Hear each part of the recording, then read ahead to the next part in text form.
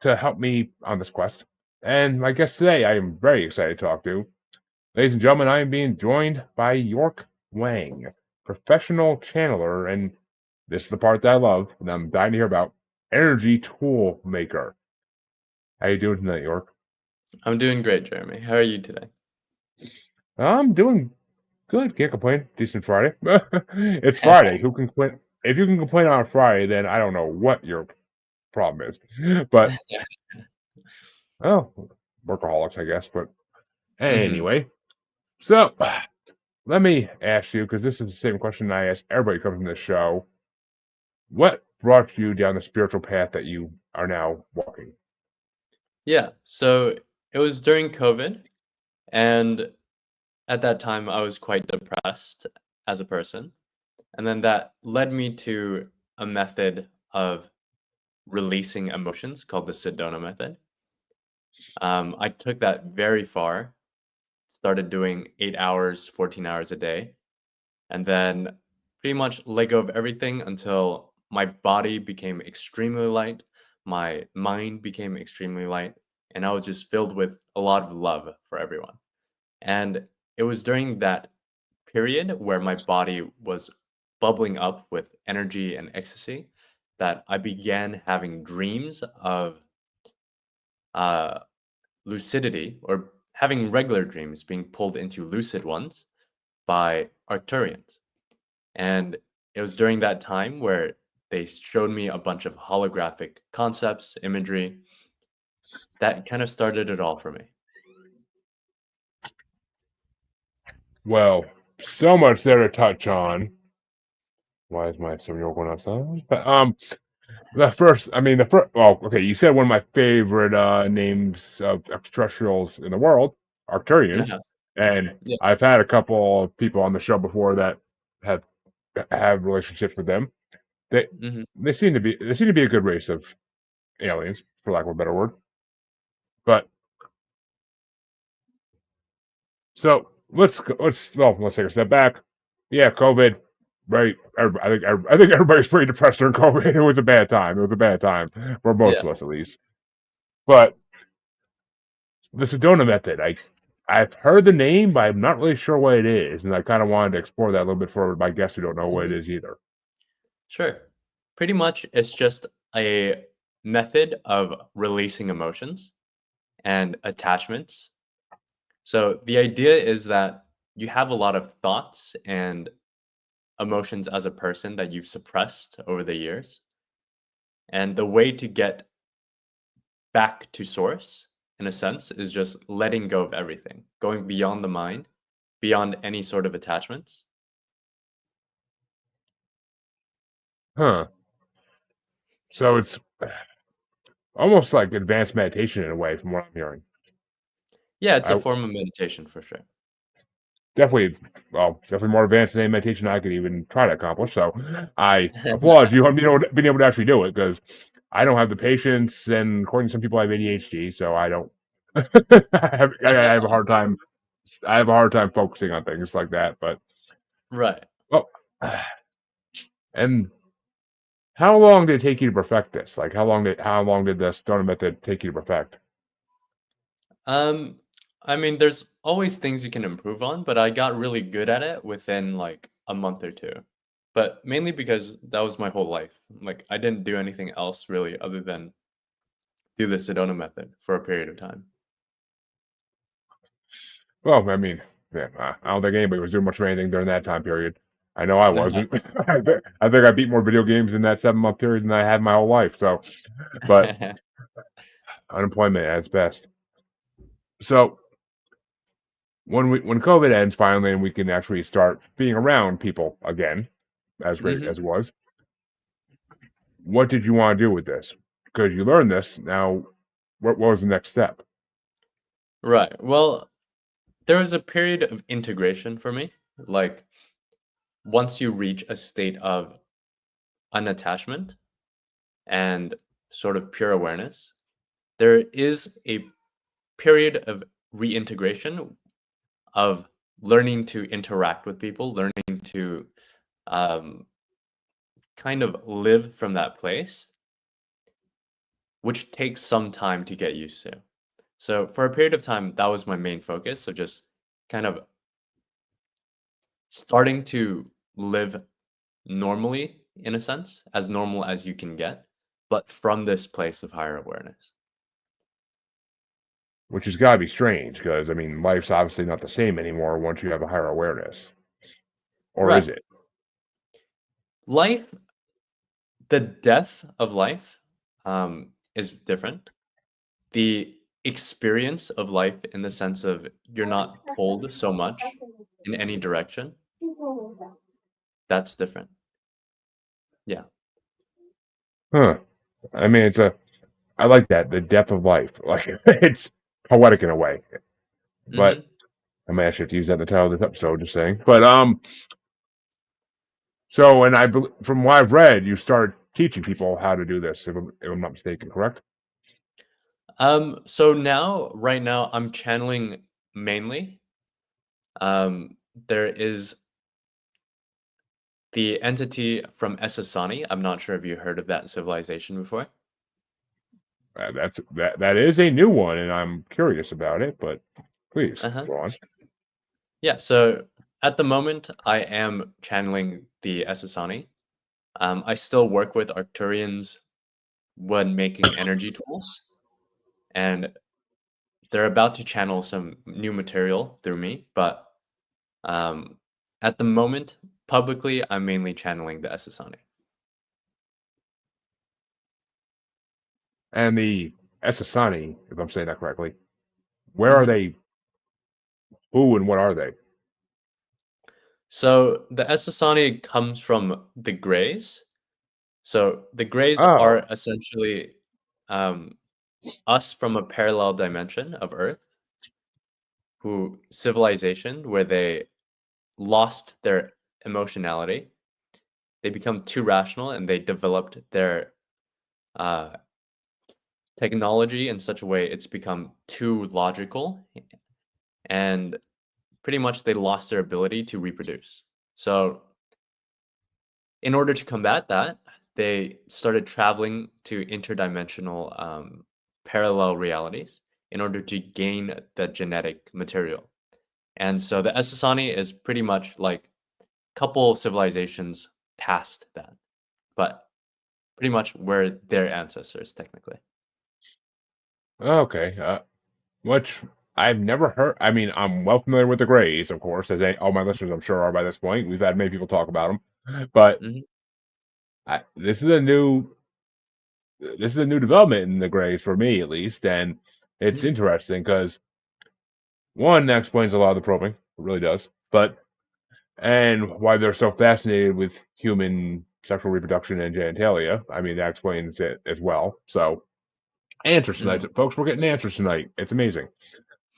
It really is. It's amazing. But I so and that explains where they came from. I mean, wow, so many questions answered in like a paragraph. I love it. I freaking love it.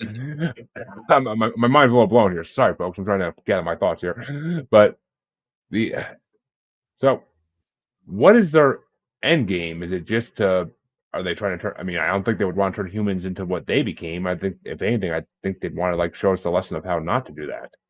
Right. So that is exactly what's happening. The Essassani pretty much are more quote unquote advanced in the sense of they already dealt with a lot of the stumbling blocks that we're going through. So as a gift, as a co-creation of allowing them to use our materials, they wish to give back to us in the form of information and um, tools that we can apply in our own life to better ourselves and not go down the same path. Wait a minute. So they're using our material. Is that also? I mean, I kind of had a theory about that to begin with because I Mhm, live in a highly trafficked UFO area, mhm, and it's been long contemplated that they are possibly using the radon out of the mountains around me for fuel. But mhm. would they be using that for materials instead? I'm not too sure what a radon is, to be honest. Can you I, describe that for I me? radon's a gas. It comes out of a certain. Oh, it's the decay of uranium and thorium. I knew there was I see. some. I knew there were some minerals in there I couldn't think of the name of, but yeah, yeah, uranium. It's the decay of uranium and thorium, which apparently the mountains around me have a lot of uranium in them. That is Mhm. been there for, of course, millennia and is most likely decaying by this point. Right. So, Um, so from my understanding, the Essassani at least, I'm not sure about other civilizations, but Essassani, they are advanced to a point where they don't necessarily need to use um, any physical materials to travel. So what that means is they're mainly traveling within like higher dimensions, but they use uh, some form of technology in order to condense themselves into the physical or like project themselves into the physical. But they're not actually physical at this point in time. which makes sense why when people see them a lot of times that there's plenty of stories I've heard them on my show as well as other shows where they see a gray come into the room and it looks like light. It just looks like pure Mhm. light, and Yeah. you know, it also explains how they can disappear at a moment's notice if they need to. So I mean, it's definitely explanatory for a lot of things that people have said and experiences with these creatures. Mhm. And I guess, oh, there goes my theory. There goes me always trying to back the theory that grays are extraterrestrial when really they're ultra-terrestrial. I've been trying to fight that for so long, and I just literally can't do that anymore now. Oh, lovely. Uh, yeah, some people owe me apologies, but so why would they abduct people then? Did you ever like ponder that question to them? Like why would they abduct people? Well, there are different civilizations, right? So each civilization has their own purpose as to why they would interact. Um, the Essassani don't necessarily abduct people in the sense of taking them physically uh, onto their planet or off planet, but more so they interact with them in the astral or in different dimensions.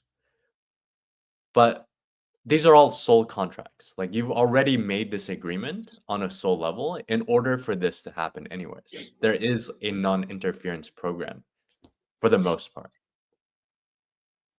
So okay, which brings soul contract. That definitely brings a question to mind, but Hmm. because I mean I've had guests on before who specialize in astral projection and lucid dreaming, so Hmm. I know there are creatures in other dimensions.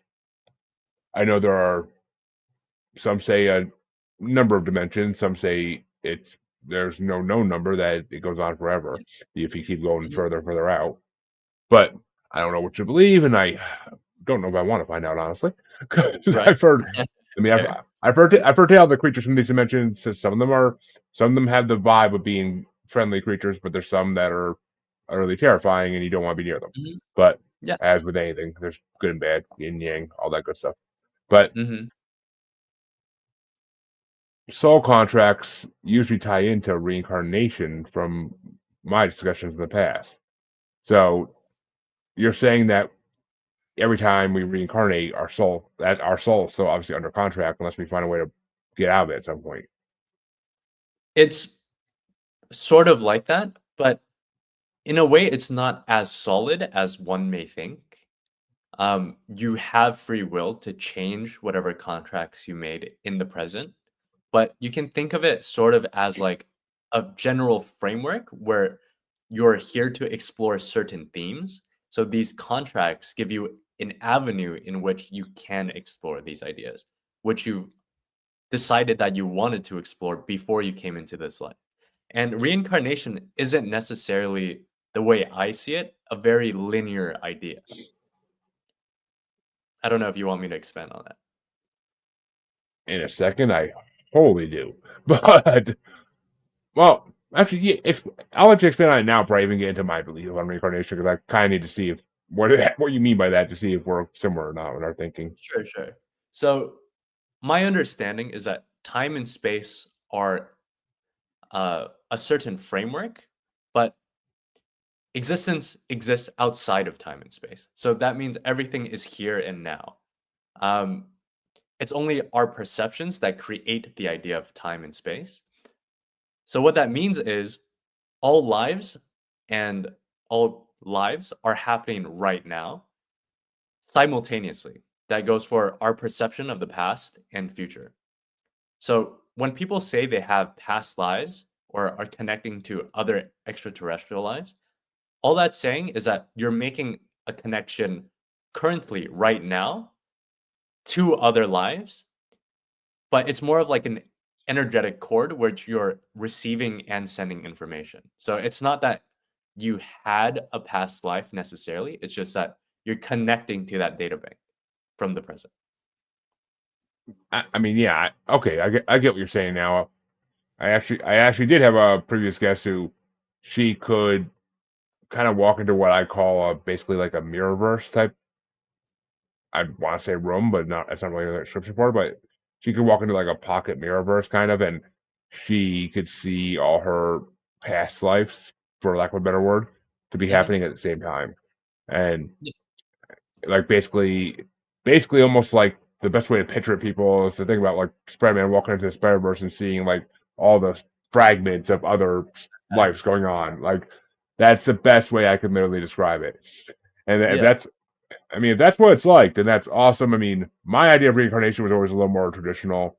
It was Mhm. just we die, we go to the big DMV in the sky, and we pull a number and wait to come back down in whatever body, shape, form they want us to come back down in. Right, Wherever right. the universe, the gods, whatever you want to call them, the grandmasters of it all, whatever they want us to do, we have to come down back down to that until we hit a certain point of ascension, and then we can move on to whatever is after the cycle.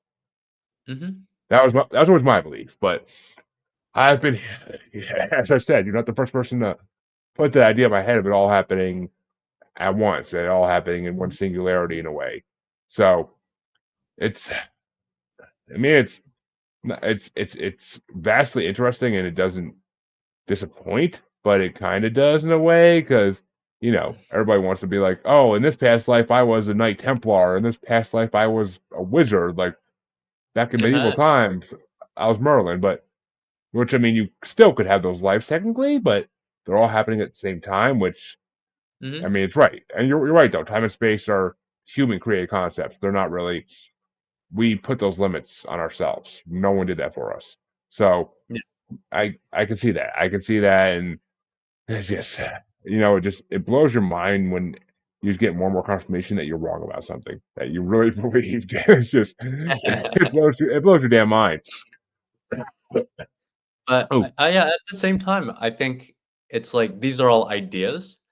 You don't necessarily have to take them as truth, of course. I'd say at your own experience, you'll come to certain experiences which will say whether or not these ideas are true for you or they don't resonate with you and you just move on. So I don't think it's a big deal if you don't necessarily uh, align to it at the moment. I think that's totally fine. which I mean, I see. I accept these as truth though, because it has to be because this can't be the only life my essence, whatever you want to call it, has lived. Like there has to be more in the past than, or more going on at this time than just this. It's kind of one of those things where it's just like, I mean, I don't know. It's like if someone tried to tell me like, oh, you don't have to believe in aliens. I'm like, yeah, the hell I don't. But because I Uh-huh. been believing in those since I was a young kid, and I will always believe in them. So that's no one's gonna Yeah. tell me different. But what would you define the higher mind as? Like, what would be your definition of that actually? The higher mind, I would say that's a non-physical aspect of you that has knowledge of all your past lives, your parallel lives, and your future lives all at once.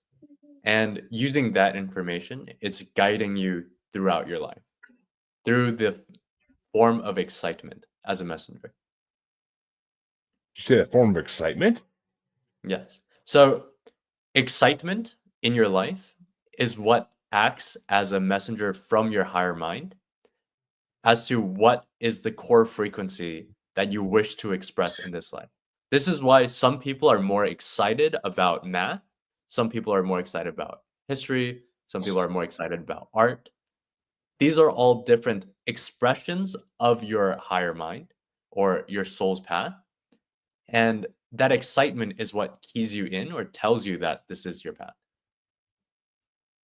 Which, I mean, it makes sense. I mean, it explains why everybody has something that makes them light up, and that's like, I mean, it's basically, I guess you could say, almost our spidey sense in a way, where like but instead of being more to danger, being more like it tells us of something we need to go do more of in order to Mhm, get closer to our higher mind and evolve in a way. I mean, basically, we're evolving ourselves mentally that way.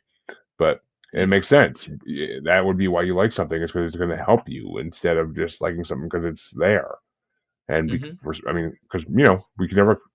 Everybody, you're 100% right with your example. Everybody has different subjects they like in school, and there's really never really been an explanation why people choose certain things. There's never really been an right, explanation for it. So mhm, I getting a lot of explanations today, folks, and I freaking love it. It's enlightening as could be, and it's freaking making my night. Now I'm gonna be up all night freaking thinking about all this stuff, and well, no, I'm not, but I have a newborn. I'm too tired for that crap.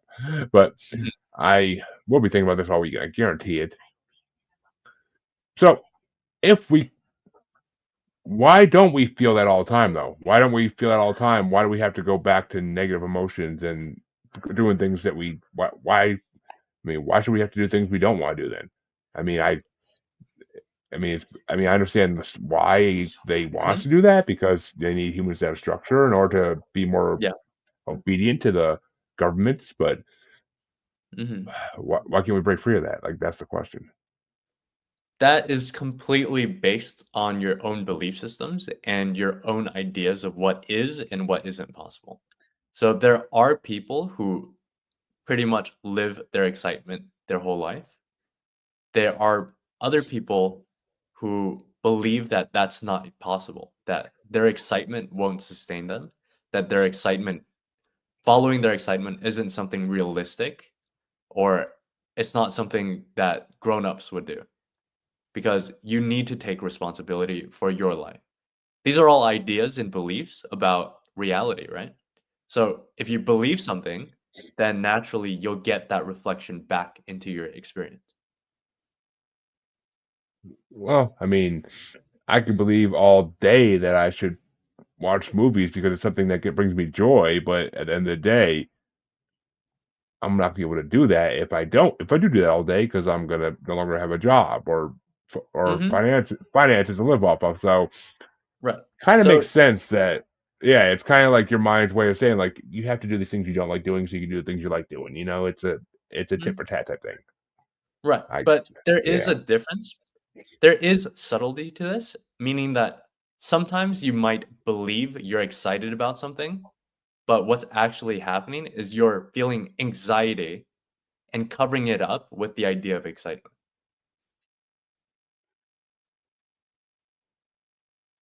What do you mean by that? I'm a little that I'll just explain. twisted. It So twisted my mind a little bit.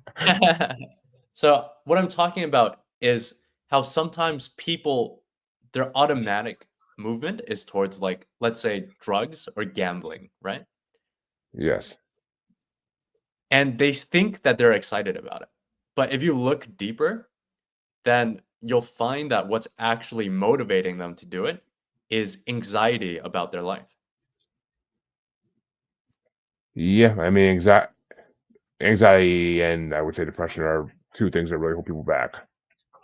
Uh-huh. So I mean, it So makes sense. Like it makes sense. right. So the idea is if you truly follow your excitement from every moment, and at the same time you're taking care of your belief systems, you're staying in a positive state, and you're not insisting on a particular outcome, you'll be provided with all the abundance that you need in order to pursue more of that excitement. Interesting. I mean, I am one person who's always looking for a little more abundance in my life, but Mhm. because these days there ain't enough to go around. But Yeah. yeah, I mean, it makes sense. I mean, I kind of get why. Yeah, I mean. as an adult, I guess that is something you learn, that you have to have the bad with the good. We all know that as adults. You ask my kids that, they're gonna be like, why? Why can't I have all good? Why can't I Mhm. have candy for every meal? And I'm like, it's like I'm just like, do I have to explain that even? Like, isn't that common sense by now? Like, come Yeah, on. yeah. It's just so. What would be your? I mean, let's take let's take. Well, I don't want to get into addicts too much, but let's stick with Mhm. gamblers. Like, let's Sure. say gamblers, because that's a less taboo thing. Mhm. How would a gambler? What would be the best? Like, how would you tell a gambler, like, if they really wanted to change their lifestyle, like, to stop living for the excitement all the time of gambling, of putting their money in a slot machine or putting the money on the table, whatever they're playing. But Yeah. So the idea the main idea is the idea of the motivational mechanism. And what that simply means is that you always move away from what you perceive to be painful and you always move towards what you perceive to be most pleasurable, right? All events, all circumstances, all actions are actually fundamentally neutral. If there isn't anyone observing it, there's no emotion behind that. So the only way there's an emotion created behind it is if you have definitions in place already about either circumstance. So that means for gamblers, they might associate gambling with the idea of positivity in the sense of, I can make it big. I love the rush that I get from gambling, things like that. hmm And then from the negative side, they could be running away from, oh, I don't want to live a life where I have to work 9 to 5. I don't want to struggle so much. I don't like being in debt, things of this nature, which pushes them towards more gambling. So the idea is you have to take away or become very aware of your beliefs and definitions around these ideas, and then begin letting them go, and then changing it to something that you do prefer. which, okay, yeah, that does make perfect sense. There's a reason that all these casinos pump in the oxygen and put the bright lights that blink all the time on all the machines. It's because they're drawing us in like mosquitoes to a freaking light. Like, it's just, they're drawing us in because they know it's an escape from reality, and that's what most humans need, is escape from reality at Mhm. times. So, and like everything in the world, if there's going to be a certain group of people who do it too much, and it becomes a problem with it, Yeah, as it can be with everything. There's literally addicts of everything in this world. right. They've done TV shows on it, and there's some strange Uh-huh. ones, but they're all they're all there, folks. They're all there. So,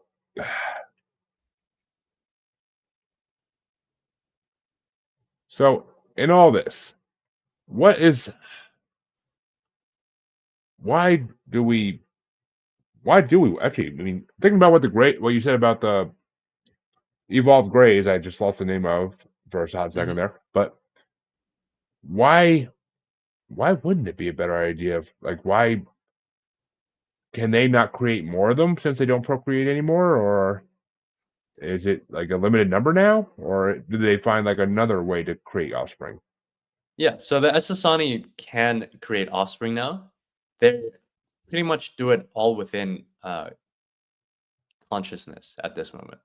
So what Huh. that means is they project a sphere of energy that creates a container for the soul to come in. But this is all happening within the sort of fourth density, fifth density, quasi-physical.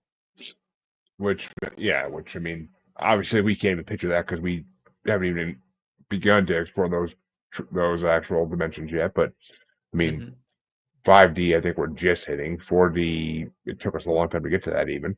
But it's see, because my thinking here is like, why do we procreate the way we do then? Why don't they work with us so we can get to the level to procreate the way they do?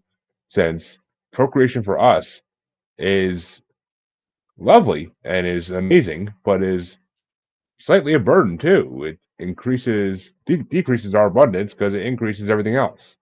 mhm, So, it's I feel like that is the next step in evolution, is not mhm. like, physically having children, but creating them consciously, so that 'cause I'm assuming that since they are conscious beings, they don't survive the way we do. They don't eat the way we do. They don't need to sleep. They don't. I mean, they don't need to do any of the things we need to do just to keep our bodies working. Yeah, a lot of the stuff they don't need anymore, such as sleep, as you said.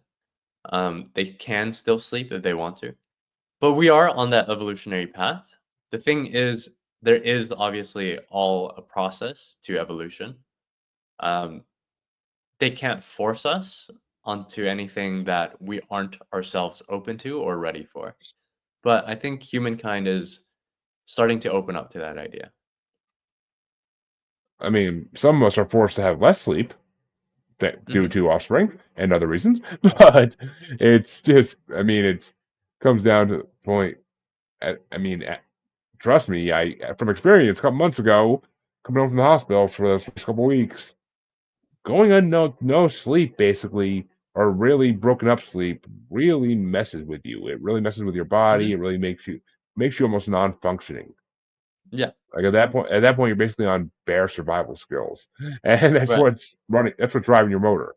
So we're not there yet. I'd say we may be getting there, but I don't think we're anywhere close to getting to that point yet. I mean, these are Yeah. we're talking about people here that go to freaking spend hundreds of dollars for a certain dish they want at a restaurant, just because it's Uh-huh. something they desire. So I mean, we're definitely not at that point yet where we can live purely consciously without bodies, like without physical form. Right. I think there are some people that are able to do that. But of course, all these phenomena, so to speak, are all dependent on what frequency and vibration you're operating at. So the denser you are, the more grounded in the physical you are, the more you're going to need the ideas of sleep, food, and these ideas, which is completely fine. Because, like, obviously, if you need them, then that's what's necessary for your process at the moment, right? Um, Yeah. but I do know of people who only sleep like 2 hours a day or don't really eat the same amount of calories as regular people, so to speak. Yeah, yeah. I mean, we all pretty sure everybody knows at least someone like that at some point in their life where that person that literally will stay up till 3, 4 in the morning and then wake up the next day same time as you, and you're just like, how? How is Uh-huh. this physically possible? And but it always seems like they have some underlying issue, at least medically. It always seems like Right. that's part So of the case. you're talking about some people who I imagine can't sleep that well or like have underlying issues that are causing them to not get that much sleep. What I'm talking about is more like they evolved naturally to a point where their consciousness is pretty much tapped into the non-physical so that their body is naturally energized to the point where they don't need sleep very much and they're still functionally perfectly fine. Damn, I need to get to that level. I really do. It would be a great thing. It really would. Mhm. Well, okay, I guess this is actually a good question. Because since we're talking about procreation, why do we have partners? Why do we have soulmates, basically? If we, I mean, is it necessary? I mean, do these, why can't I ever think of their name? Why do these advanced grays, like, do they do this? Do they still need to have soulmates or partners of some kind too? Or is it just like a pure physical trait? Not necessarily. What they believe in is following their excitement completely. So that means whatever form of relationship that takes. At times, at the end of their life, perhaps they may find out that they've been with the same person for pretty much their whole life. So in that case, you can say that's a soulmate, but that's all very synchronistic for them. The idea of Which, soulmates, sorry, go ahead. well, no, you can finish. You can finish. This isn't gonna matter where I put it in. Okay. Um, so the idea of soulmates, from what they've explained, is that everyone in your life is actually a soulmate. And for the reason that they are all reflections of your own consciousness. So, in that way, everyone in your life is in there for a particular reason. They're acting as a symbol for you to recognize within your own consciousness. Even those, even those people show up in every life that wish us ill, that do not do good things around us Mhm. or to us. Yeah, and the reason for that is because they carry a lesson. They carry a inherent message about your own belief systems, about if you're reacting to them in a certain way, that shows you what you hold within yourself, right? The idea is that on a soul level, on a non-physical level, everyone is playing a game. But when they're physicalized in this physical reality, we put on the mask and we warn these personalities for so long, we become so invested in it, we think it's all completely real. But at the end of the day, when we die, we reincarnate, go to the soul level, we'll see the same people who hurt us in the past, and we'll realize that perhaps they were actually brothers of ours who took on the role out of love to show us whatever lessons or ideas that we can learn for our own growth. Makes sense in a way, and I was gonna say, actually, people. I mean, it's true that people can have soulmates across multiple lives. Because I was told, but I had a lot of reading on this show before I went on hiatus back in November, and one of the things she said when she looked at my past lives, she's like, "You've been with your wife in 3 of your past lives," Mhm. and I'm like, "Interesting." And they were really spread out too. That was the interesting part. They were all really spread out throughout like Yeah. history, what we call history, Mhm. and it's. I mean, it's definitely true. I mean, I think even if they're not your partner or lover or whatever you want to call them in that life, they're in your life in somebody or some form. Could be a sibling, could be a parent, could be a child even. I mean, it could be your child that Yeah. they're in that life or that form. I mean, that probably explains why they're so spread out. Is because they're the times have to lines have to kind of work out. Because Yeah. I doubt they could be in two bodies at once, and at least how we describe time. But Mhm. I don't know. It does make sense. It really does make sense. And so, could you possibly? Well, actually, before I ask that, I want to ask, what is one of the strangest experiences you had while channeling? Like, what was one of the strangest interactions you had with either the advanced grays or the Arcturians or any creature really? Mhm. Um, well, I can tell you what happened as a result of channeling, which is they taught me certain uh, tools for healing, and I started healing myself with the lessons. I started healing family members, neighbors, and eventually I healed someone with something called cervicular dystonia, which is just like Heard a. that? You've heard of it?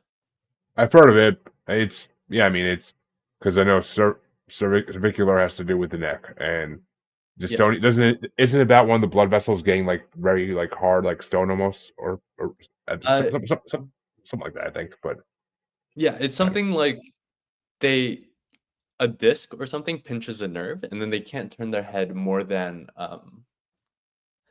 a bit, like very little movement in the neck. So pretty much, my neighbor heard that I was healing my family, so my mom asked me if I could perform healing for him.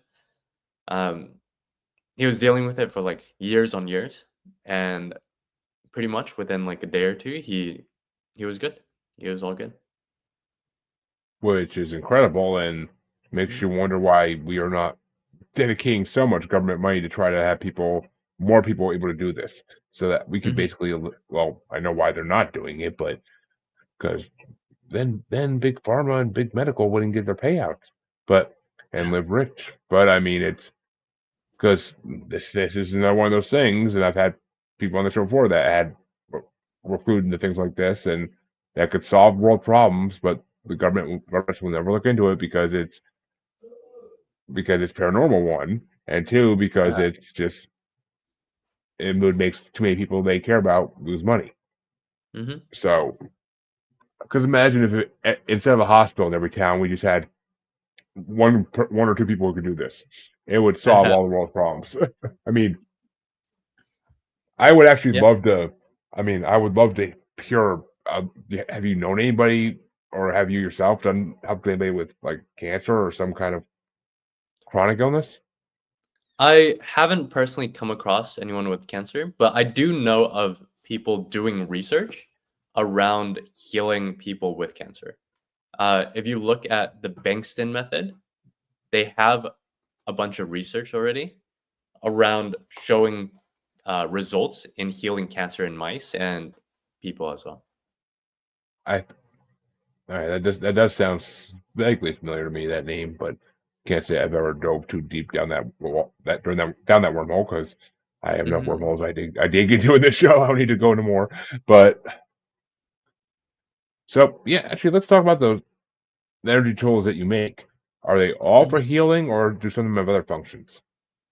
They do have other functions. So I've made a lot at this point. Some of them are to replicate spiritual processes like Kundalini or Kriya Yoga. Others are for processes that are more physical, like replicating the brain neurochemistry of mystics. So that includes a lot of neurochemicals such as dopamine, um, anandamide, serotonin, DMT, melatonin, and a bunch of other ones. I can't remember off the top of my head. But yeah, so I recreate those as well. I've recreated activation of certain genes for whether for weight loss or muscle gain, things like that. Yeah, I mean, I make a bunch of tools for a lot of areas. Now, when you make these tools, and let's say you're making melatonin for someone because they can't sleep and they're having issues Mhm. with it.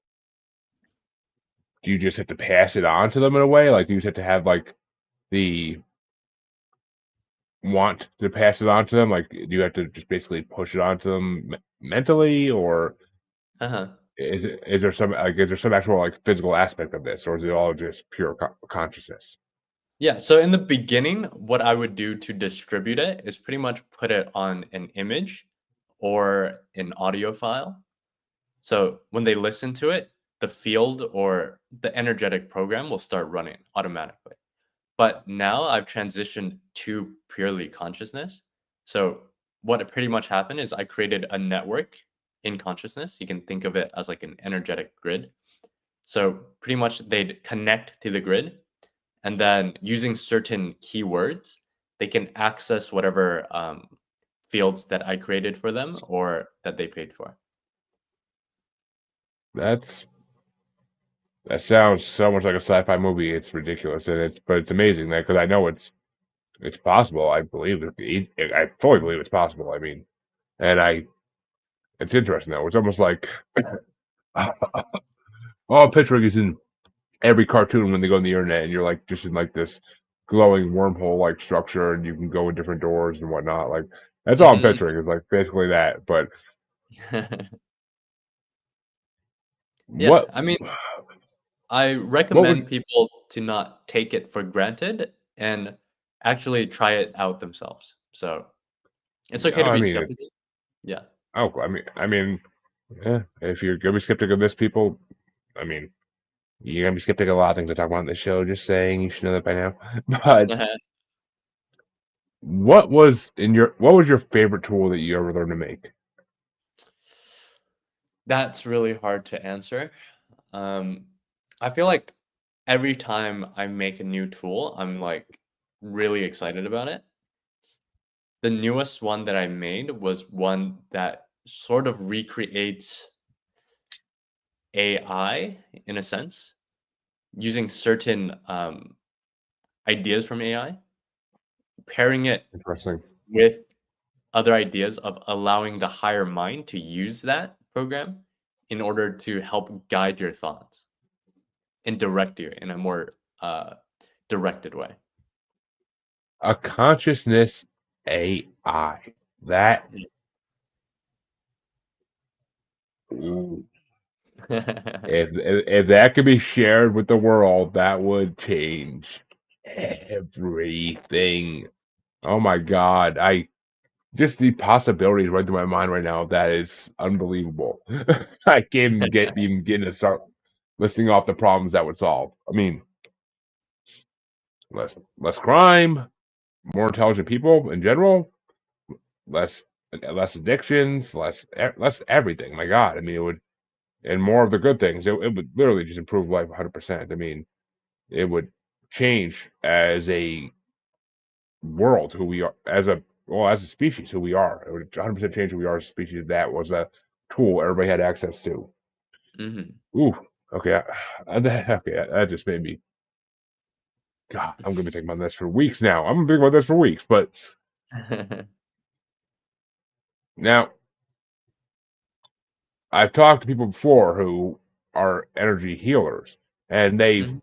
like, one of them even told a story about how this person had horrible back pain that they knew, and they could never get it to go away. They saw every doctor they could try to fix the issue. They Yeah. couldn't figure out how to fix the issue. He took a look at them, and there was literally an energy dagger in the person's back Mhm. that was lodged in it. So if there are energy tool makers, are there also basically the yang to the yin of that, where there's energy weapon makers, or just people using energy to make things not for the best? Yeah, of course. I mean, whenever you have positive, you have negative. Like, there's no doubt that people are misusing energy in that way. But at the same time, the more attention you give to them, the more attention you give to that idea, the more power you're giving away, and the more you're actually attracting that into your reality. So, the best way to kind of avoid all of that is to simply focus on yourself, focus on raising your own frequency, your own vibration. And the more you do that, the more only good things will be reflected back to you. You know, I so got a freaking idea for a TV show about good versus bad energy users. Like Mhm. that could be an awesome, that could be an awesome sci-fi show. Just saying, but it really could. Like the magicians, but better. Eh. Putting that in the lockbox. Just putting that in the lockbox for later. I'm just saying. Uh-huh. So, could you, and not to impose, but could you possibly give us a demonstration of channeling to see how it works? Yeah, yeah, of course. I think it's a good way to Um, get end the show in a way. sure, sure. Do you have some questions for the entity as well? I'm sure I could think of some. Okay. All right. Sounds good.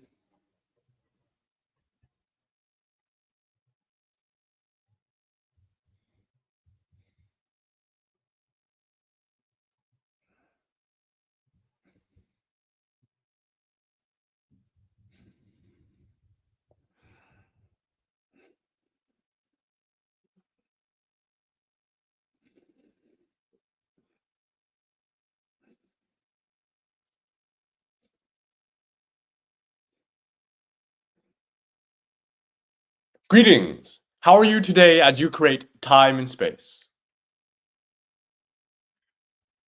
Well, how are you doing? We are fantastic. How are you? Doing great. All right. Well, where would you like to guide this conversation? Hmm. I think I'd like to ask you about. Let's see. What are the what is the truth behind reptilians? Are we close to the right idea for them, or are we way off bounds? Well, what is your idea of reptilians? That they are an evil extraterrestrial race that has built underground cities in LA and made of gold. I mean, that's the basic human theory of them.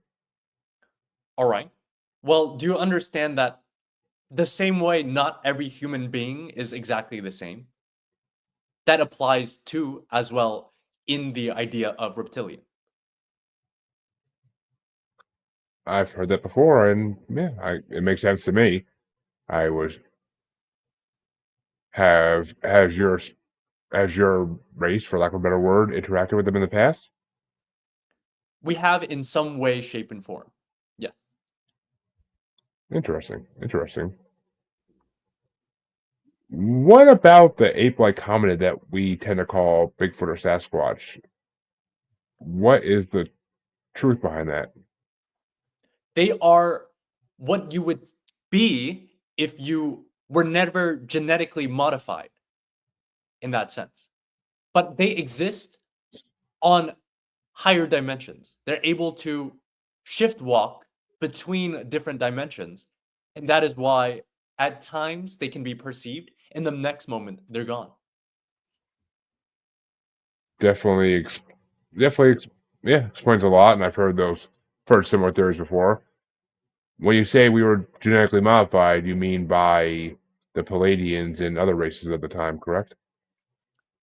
There are different civilizations involved within this process. But in general speaking, Palladians, Anunnaki, things of that nature. Yeah, those are the two big ones I've always heard. Why did the Arcturians not get involved in that?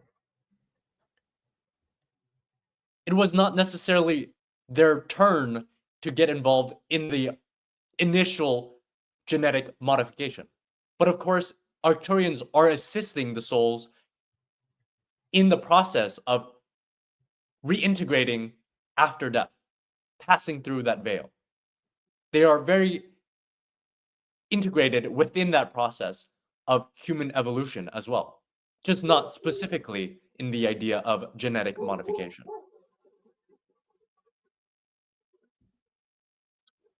All right, that makes sense as well in a way. So, all right, I feel like I'd be letting humanity down if I didn't ask this question. Is there any truth to the man-made religions? Are they some aspect of the truth, or are they just completely fictional literature? You have to understand, on some level, all truths are true. The biggest truth is that all truths are true in the level they were conceived, meaning that there is no ultimate truth because there are multiple different realities, different aspects and bubbles in which you can perceive things in that particular way. You can experience it in that framework, those lenses, but there's many different dimensions and perspectives. You can look at the same one thing, which will give you different results. Is that making sense to you?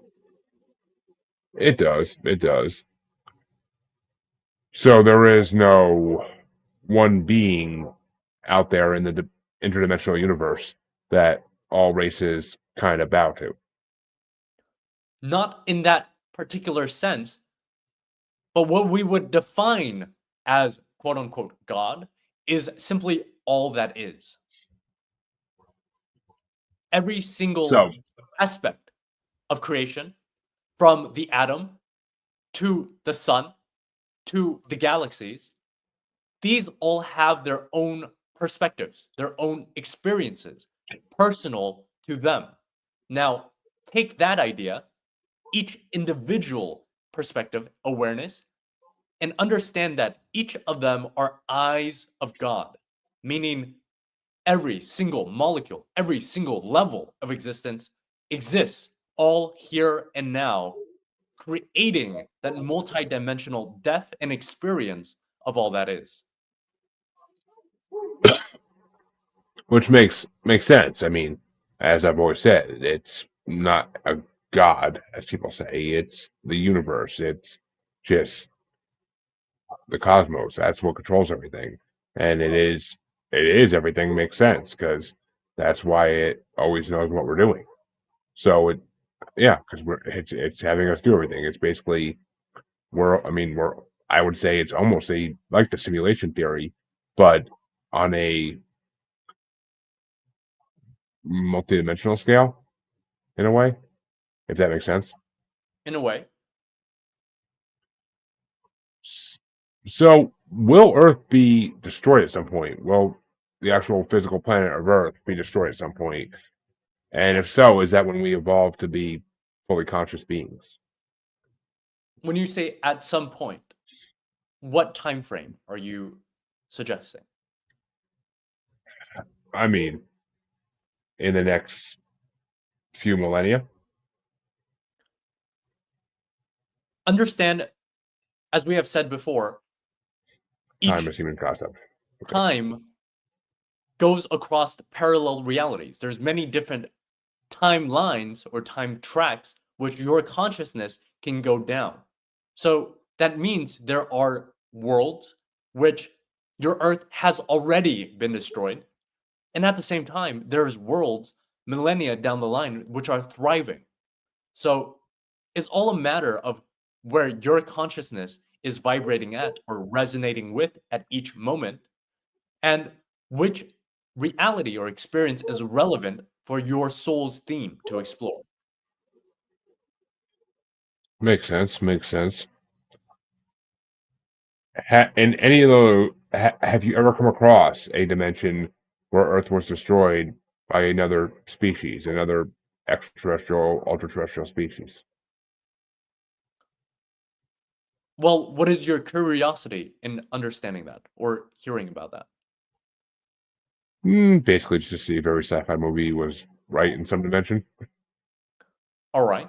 Well, there has been, of course, any possible idea that you can imagine has already happened in the past, in the present. The understanding is what is actually relevant for your exploration. Part of the reasons why we don't dwell too much in the negative ideas is just for the purpose of not tuning your frequency towards the ideas of fear, of that idea of despair and apathy in being unable to control yourself against the big forces of the world, because it's all a reflection of your own consciousness. That's the point we're trying to get across. It doesn't matter what outside circumstances are showing to you. What matters is your state of being. Your state of being is what creates matter. That is the point we're trying to get across. Okay. Well, I mean, I figured it happened somewhere. It kind of had to. As you said, it kind of had to. But I okay. Well, I guess I have one final question. I just came. I just thought of that is a little more personal, but I've been told before that at some point in the future, I will make contact with either extra or ultra terrestrials of some shape or form. How does one do that typically? Follow your excitement. So, Do you all right, understand that following your excitement is your higher mind's way of telling you that that's where you need to go for whatever explorations that you're looking to explore? Whatever you're desiring, whatever you're most excited about, will all unfold when you explore your highest excitement in each moment. makes sense. Makes sense. So that's also why the same people that told me that told me to keep doing the podcast. Okay, that makes sense. That that lines up. That lines up. Well, I believe. Well, actually, is what we consider the moon real, or is it a ship or habitat of some kind? There are interdimensional beings which exist on the moon, but yes, it is a real construct. All right. So is it could be hollow still technically though if there are beings living there. We will not answer that at this point in time. Okay. Okay. That makes sense. Well, I appreciate all of your time.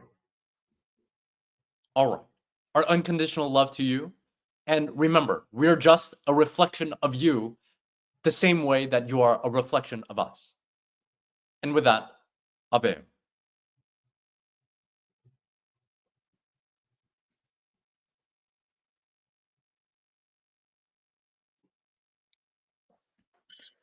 Hello.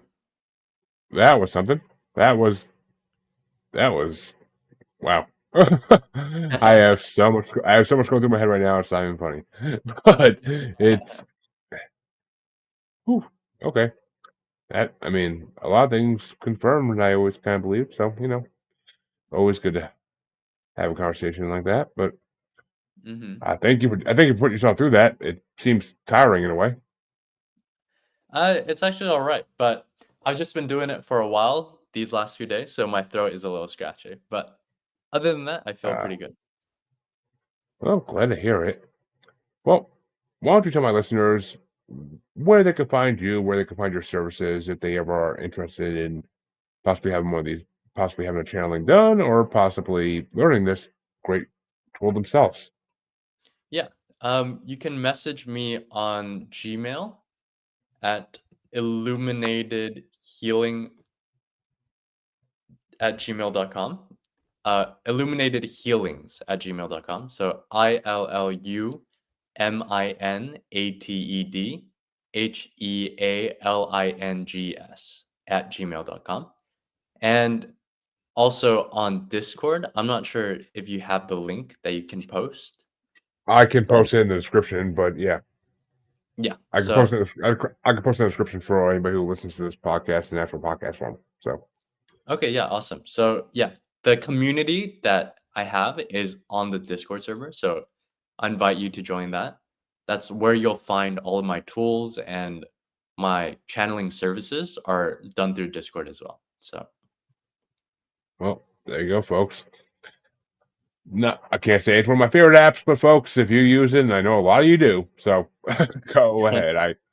I can't get in every social media trend that's out there because God help me if I did.